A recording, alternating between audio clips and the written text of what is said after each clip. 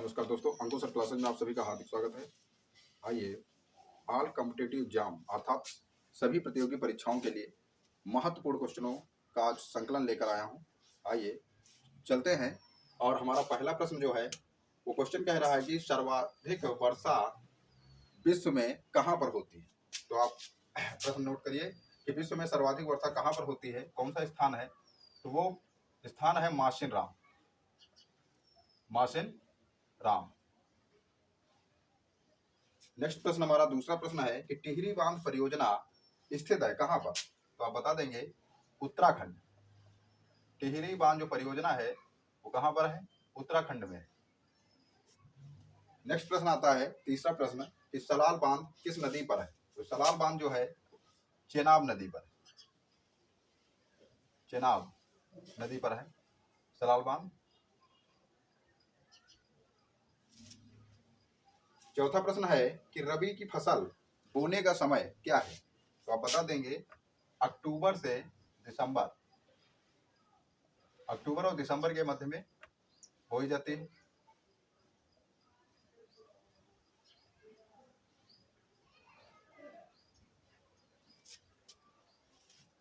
Next प्रश्न बहुत ही important प्रश्न है कि मुंबई हाई प्रसिद्ध है, क्यों प्रसिद्ध है। तो आप बता देंगे तेल शोधन के लिए।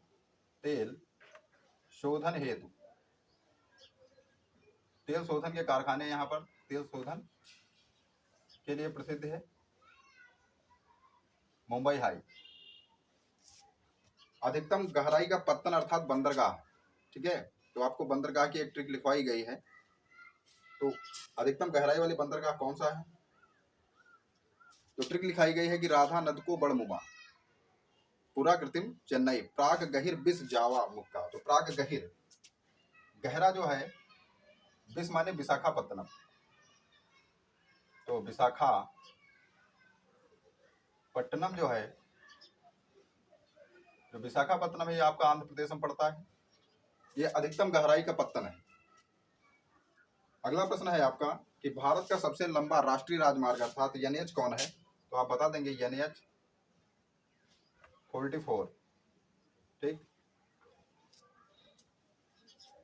आठवां प्रश्न आता है कि श्रीलंका स्वतंत्र राष्ट्र कब बना। श्रीलंका स्वतंत्र राष्ट्र बना कब। तो आप बता देंगे 1948 में। नेक्स्ट प्रश्न 9 नंबर का प्रश्न है कि हिंदी भाषा है, तो हिंदी भाषा राष्ट्रभाषा ना होकर राजकीय भाषा है अर्थात राजभाषा है। हिंदी जो भाषा है वो कौन सी भाषा है। तो आप याद रखिए राजभाषा। 10 नंबर का प्रश्न कहता है कि भारतीय राष्ट्रीय कांग्रेस की स्थापना कब हुई थी। तो आप बताएंगे भारतीय राष्ट्रीय कांग्रेस की स्थापना 1885 में हुई। बहुत ही अच्छा प्रश्न, दिवस से लिया गया है और ये दिवस लगभग प्रतियोगी परीक्षा में पूछा ही जाता है। 11 नंबर का सवाल है मानवाधिकार दिवस मनाया जाता है कब मनाया जाता है। तो आप बता देंगे कि 10 दिसंबर को मानवाधिकार दिवस मनाया जाता है, 10 दिसंबर। नेक्स्ट प्रश्न आता है कि सूचना एवं संचार प्रौद्योगिकी का क्षेत्र, सूचना एवं संचार प्रौद्योगिकी का क्षेत्र जो है अर्थ व्यवस्था के अंतर्गत अर्थात जो आर्थिक क्षेत्र होते हैं प्राथमिक द्वितीयक और तृतीयक, उनमें किसमें शामिल है। तो आप बता देंगे कि तृतीयक क्षेत्र के अंतर्गत आता है। तृतीयक क्षेत्र, तृतीयक क्षेत्र के अंतर्गत आता है। नेक्स्ट प्रश्न आता है कि भारत की पहली नदी घाटी परियोजना, ये भी बहुत अच्छा प्रश्न है कि भारत की पहली नदी घाटी परियोजना कौन सी है। तो दामोदर परियोजना जो है, दामोदर नदी घाटी परियोजना, वो आपकी भारत की पहली नदी घाटी परियोजना है। टाइगर प्रोजेक्ट की शुरुआत कब हुई थी। तो इसके लिए भी मैंने आपको एक ट्रिक लिखवाई है कि हंगुल कस्तु ताइजी एली पांडा, हंगुल कस्तु ताइजी एली पांडा, 00 हंगुल कस्तु टाइजी, टाई से टाई और टी से ही 3 बनता है। तो आप बता देंगे 1973, ठीक है। हंगुल कस्तु टाइजी एली पांडा, ये ट्रिक थी आपकी, वहां से आप इसको देख लेंगे। टाइगर प्रोजेक्ट की शुरुआत हुई। चिपको आंदोलन का संबंध किससे है। तो चिपको आंदोलन का संबंध है वन संरक्षण से, वन संरक्षण।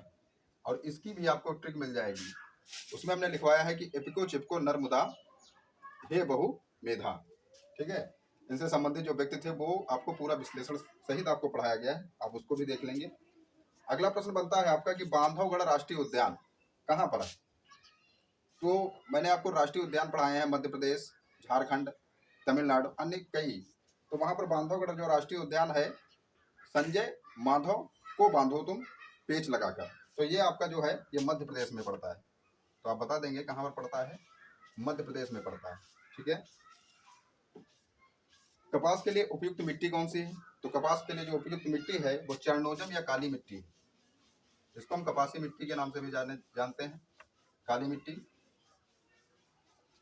नेक्स्ट प्रश्न आता है हमारा कि भूमि एक संसाधन है। भूमि कैसा संसाधन है, किसके द्वारा दिया गया है, क्या व्यक्ति ने तैयार किया है। तो भूमि एक संसाधन है, कैसा संसाधन, तो आप बता देंगे प्राकृतिक संसाधन है, प्राकृतिक संसाधन। भूमि एक संसाधन है कैसा, तो प्राकृतिक संसाधन। ठीक है, लैटेराइट मिट्टी कहाँ पर पाई जाती है। नेक्स्ट प्रश्न आता है हमारा कि लैटेराइट मिट्टी कहाँ पर पाई जाती है। तो आप बता देंगे ये महाराष्ट्र में पाई जाती है। कहाँ पर पाई जाती है, महाराष्ट्र में, महाराष्ट्र। अब आता है कि सोपानी कृषि की जाती है। सोपानी कृषि कहाँ पर की जाती है, तो ढलान वाली भूमि पर, ढलान वाली भूमि पर की जाती है। सोपानी कृषि जो है कहाँ की जाती है, तो ढलान वाली भूमि पर, याद रखिए इसको। ये जो प्रश्नों का श्रृंखला इस समय चल रहा है, ये आपका एनसीईआरटी जो बुक कक्षा 10 की है वहां से लिया जा रहा है। ठीक है, और आपके जितने भी प्रश्न पूछे जाते हैं वो एनसीईआरटी से ही लगभग पूछे जाते हैं, तो इसलिए बहुत ही अच्छी तरीके से इनको ध्यान में रखिए आप। अब आप आता है नेक्स्ट प्रश्न की गुलामगिरी पुस्तक के लेखक कौन है। तो गुलामगिरी जो पुस्तक है उसके लेखक जो है वो ज्योतिबा बाई फुले, ज्योतिबा बाई, ज्योतिबा फुले। गुलामगिरी पुस्तक के लेखक कौन है, तो ज्योतिबा फुले हैं।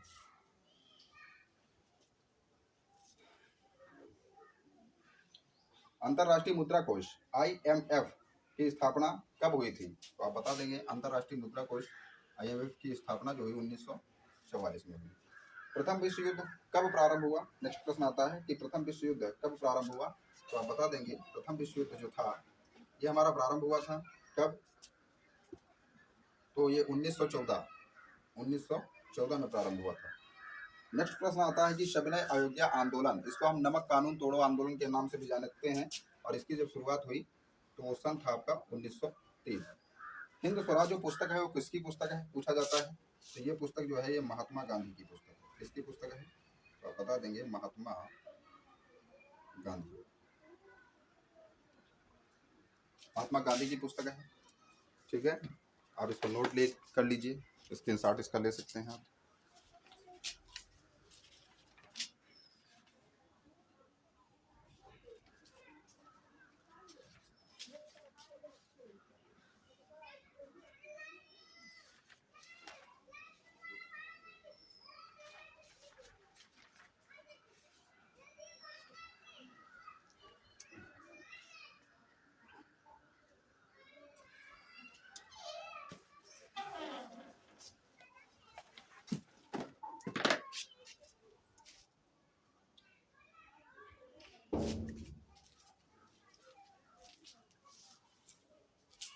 बनेगी।